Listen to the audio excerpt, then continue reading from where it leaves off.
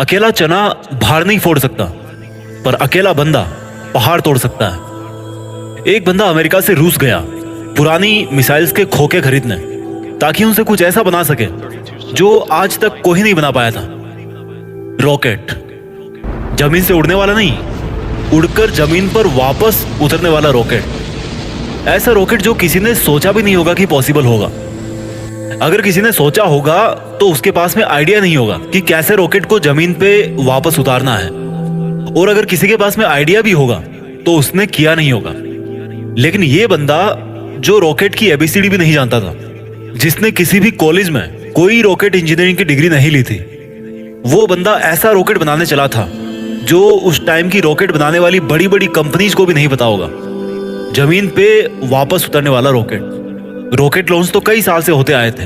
कोई रॉकेट को लैंड करके दिखाए तो उसको बोलेंगे रियल दुनिया का रियल आयरन मैन। इस बंदे से रूस वालों ने जरूरत से ज्यादा पैसे मांगे।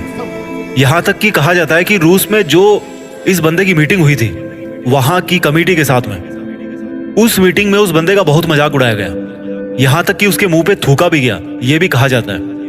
और इसको कहा गया कि तेरे पास पैसे तो है नहीं और तू आ गया मिसाइल खरीदने। ये बंदा बिना डील पूरी किए वापस अपने कंट्री आ गया और उसी दिन से किताब उठा ली इसी सवाल के जवाब में कि मैं क्यों नहीं बना सकता रॉकेट। मैं ऐसा रॉकेट बना के दिखाऊंगा जो बहुत कम खर्चे पे अंतरिक्ष में जा सके, और इसके बाद ऐसा रॉकेट बनाऊंगा जो लॉन्च के साथ साथ जमीन पर वापस भी लैंड कर सके। बंदे ने एक के बाद एक किताबें पढ़ डाली और शुरू कर दिया अपना पहला प्रोजेक्ट। सन 2006 पहले लॉन्च के 37 सेकंड के अंदर ही 37 सेकंड के अंदर ही उसका रॉकेट लॉन्च के बाद सीधा जमीन पे आके वापस गिर गया। और ये गिरना ऐसा था कि उस रॉकेट के टुकड़े टुकड़े हो गए। प्रोजेक्ट फेल हो गया। बंदा 4 साल से इस पे काम कर रहा था। 2002 से उसने काम शुरू किया था। 2006 में उसका पहला प्रोजेक्ट फेल हो गया। पैसों का बहुत नुकसान हो गया। बंदे ने फिर सवाल ढूंढने की कोशिश करी कि यार कहाँ कमी रह गई, रॉकेट लॉन्च क्यों नहीं हो पाया। 1 साल बाद फिर से रॉकेट लॉन्च किया, फिर से वही हुआ, मिशन फेल्ड, रॉकेट क्रैश, पैसों का भारी नुकसान। फिर 1 साल बाद तीसरी कोशिश करी और फिर वही हुआ, मिशन फेल्ड, रॉकेट क्रैश, पैसों का भारी नुकसान। एक के बाद एक करके 3 बार इसके प्रोजेक्ट फेल हो गए। अब इस बंदे के पास में है ना, बड़ी मुश्किल से केवल 1 को रॉकेट जितने पैसे बचे थे, या उतने भी नहीं बचे थे कह लो।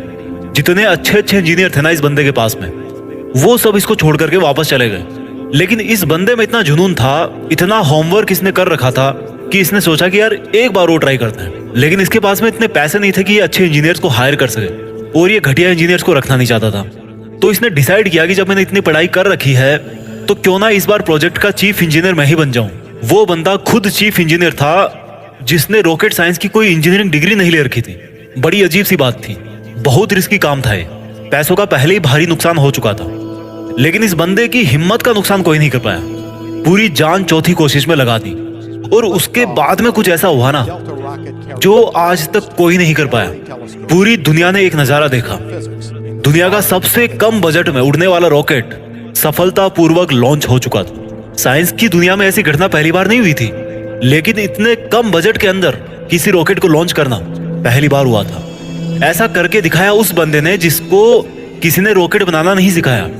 इस बंदे की कंपनी को आज दुनिया स्पेस एक्स के नाम से जानती है, और इसके रॉकेट में इतनी जान है ना कि नासा भी अपने कई सैटेलाइट स्पेस एक्स के जरिए अंतरिक्ष में भेजती है। जब इस बंदे के 3 फेल्ड लॉन्च के बाद में चौथा लॉन्च सफल हुआ ना, तो सफल होते ही नासा ने कहा कि भाई हमें यानी कि नासा वालों को चाहिए तुम्हारा ये रॉकेट। और सक्सेसफुल लॉन्च के 2-4 महीनों के अंदर ही डील पक्की भी हो गई, क्योंकि इसके पहले नासा का बहुत खर्चा होता था सैटेलाइट्स को लॉन्च करने में। लेकिन ये बंदा यहीं पे नहीं रुकने वाला था। बोला कि ऐसा रॉकेट बनाऊंगा अब जिसको बार बार यूज किया जा सके। आमतौर पे क्या होता है कि जब किसी सैटेलाइट को स्पेस में लॉन्च करना होता है तो वो सैटेलाइट को अंतरिक्ष में लेकर के जाता है, साथ साथ में उसको कैरी करने वाला रॉकेट भी उसके साथ में चला जाता है। वो उसको आप यूज नहीं कर सकते दोबारा, क्योंकि वो खत्म हो जाता है, यूज करने लायक वो बचता ही नहीं है। यानी कि ये बंदा ऐसा रॉकेट बनाना चाहता था जो अंतरिक्ष में जाकर के अपना काम करके सुरक्षित वापस जमीन पे आकर के लैंड हो जाए, ताकि उस रॉकेट में केवल फ्यूल भरना पड़े और फिर वो वापस स्पेस में जाने के लिए तैयार हो जाए। जब इस बंदे ने 2011 में अनाउंस किया कि मैं लैंड करने वाला रॉकेट बनाना चाहता हूँ, तो काफी लोगों ने इसकी मजाक बनाई। बड़े बड़े लोगों ने कहा कि ये फालतू का काम है, क्योंकि हवाई जहाज तो लैंड कर सकता है लेकिन रॉकेट को लैंड करवाना नामुमकिन है। लेकिन इस बंदे के दिमाग में नामुमकिन नाम की कोई चीज नहीं थी। इसके दिमाग में केवल जिद थी कि मैं लैंड करने वाला रॉकेट जरूर बनाऊंगा, सबको गलत साबित करके बताऊंगा। बंदे ने अगले 4 साल तक दिन रात एक कर दी, बहुत सारे फेल्ड रॉकेट टेस्ट किए। आखिरकार 2015 में पूरी दुनिया ने फिर से एक बार इस तरह का नजारा देखा जो वो आज तक हॉलीवुड की फिल्मों में ही देखती आई थी। इस बंदे ने लैंड करने वाला रॉकेट बना दिया, असंभव संभव हो गया। और ये बंदा फिर नहीं रुका। उस अंतरिक्ष में जाने वाले सैटेलाइट कैरियर रॉकेट को इसने पानी पे तैरते हुए प्लेटफॉर्म पर बड़ी एक्यूरेसी के साथ में लैंड करके दिखाया। कमाल का बंदा है। रॉकेट अंतरिक्ष में जाता है और सैटेलाइट को अर्थ की ऑर्बिट में छोड़कर 10-12 मिनट में वापस आकर के अपनी जगह पे खड़ा हो जाता है। इस बंदे को यार अगर रियल दुनिया का आयरन मैन नहीं बोलेंगे तो फिर किसको बोलेंगे और क्या बोलेंगे? ये वही बंदा था जिसने बचपन में इतनी किताबें पढ़ डाली थी कि एक समय ऐसा आया जब इसके आसपास में किताबें कम पढ़ने लग गई। लेकिन बंदे को पढ़ना था तो किताबों का स्टॉक खत्म होने के बाद में पूरा एनसाइक्लोपीडिया पढ़ डाला। ये बंदा आज दुनिया का सबसे अमीर इंसान बन चुका है। वो बंदा जिसका यह कहकर मजाक उड़ाया गया था कि तुम्हारे पास पैसे तो है नहीं, तुम आ गए मिसाइल खरीदने। आज इस बंदे की औकात इतनी बढ़ चुकी है ना कि वो वैसा कमेंट करने वाले लाखों बंदों को खरीद सकता है। ये सच है, पैसा इंसान को खरीद लेता है यार, यही सच्चाई है आज की। और ये बंदा अमीर क्यों नहीं बने? क्योंकि ये डिजर्व करता है। एलन मस्क, नाम तो सुना होगा। इस नाम में जान है, क्योंकि इस नाम के पीछे जो बंदा है ना उसके नॉलेज में जान है। कहानी यहीं पे खत्म नहीं होती। एलन मस्क ऐसे बहुत सारे काम करना चाहते हैं जो आज शायद इम्पॉसिबल लगते हैं, पर यह नहीं भूलना चाहिए कि वो लैंडिंग वाला रॉकेट भी किसी टाइम पे इम्पॉसिबल लगता था। इनके बहुत सारे ऐसे प्रोजेक्ट चल रहे हैं जिनके बारे में कोई सोच भी नहीं सकता। इनमें से एक फेमस प्रोजेक्ट है हाइपर लूप, जिसमें जमीन पर हवाई जहाज से भी ज्यादा स्पीड पे ट्रेवल करने का प्रोविजन होगा।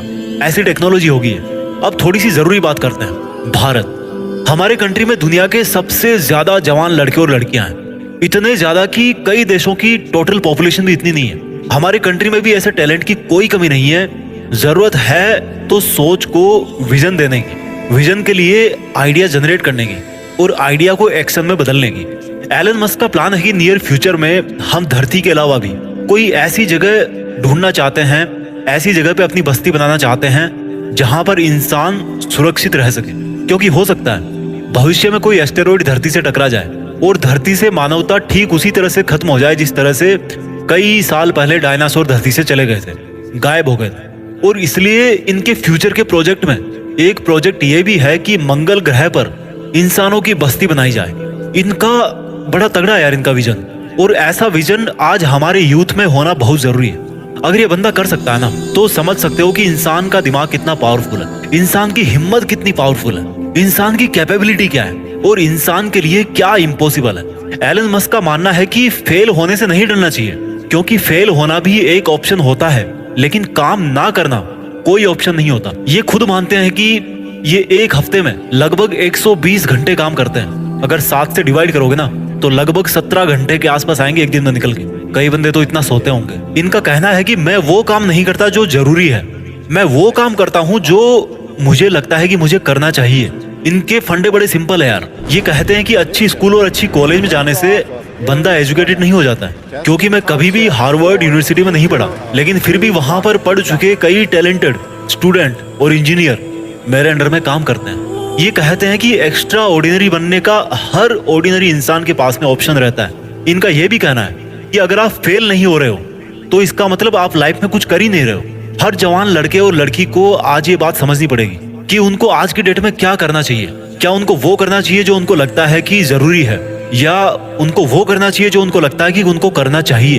इंसान तब ज्यादा बेहतर कर पाता है जब उसको पता होता है कि उसको क्या करना चाहिए। एलन मस्क को किसी ने रॉकेट साइंस नहीं पढ़ाई थी, पर इनको लगा कि उनको रॉकेट साइंस पढ़नी चाहिए, तो इन्होंने खुद पढ़ी, क्योंकि इनको पता था कि इनको क्या करना चाहिए। आज की डेट में किसी बंदे के लिए कुछ करना मुश्किल नहीं है। अगर मुश्किल है तो वो ये है कि उसके पास में कोई गोल ही नहीं है, उसको पता ही नहीं है कि उसको करना क्या। लक्ष्य निर्धारित नहीं करना सबसे बड़ी प्रॉब्लम है। फेल होना कोई प्रॉब्लम नहीं है। एलन मस्क का मानना है कि नॉइज से ध्यान हटाकर सिग्नल की तरफ ध्यान दिया जाना चाहिए। उनका मानना है कि प्रॉब्लम कोई प्रॉब्लम नहीं होती, प्रॉब्लम का सॉल्यूशन ढूंढना एक प्रॉब्लम है। शब्दों में थोड़ा सा फेरबदल करने से पूरा वाक्य जो है ना, उस पूरे वाक्य का अर्थ बदल जाता है। और माइंड में थोड़ा सा विजन आपकी पूरी जिंदगी बदल के रख सकता है। अगर आपकी लाइफ में कोई प्रॉब्लम नहीं है ना आज, तो प्रॉब्लम क्रिएट करो खुद के लिए। कैसे करोगे? एक बड़ा लक्ष्य निर्धारित कर। हमारे देश के युवाओं को आज इस क्रांतिकारी मनुष्य से सीखने की जरूरत है। हालांकि ये भी सच है कि हमारा देश ऐसे क्रांतिकारी युवाओं से भरा पड़ा है, बस उनको अपने आप को पहचानने की जरूरत है। वो बंदे भी एलन मस्क की तरह कुछ ऐसा कर सकते हैं जो कोई सोच भी नहीं सकता। दम है तो कुछ बड़ा करके दिखाओ। देश में अपना नहीं, बल्कि दुनिया में देश का नाम कर जाओ। जय हिंद, वंदे मातरम।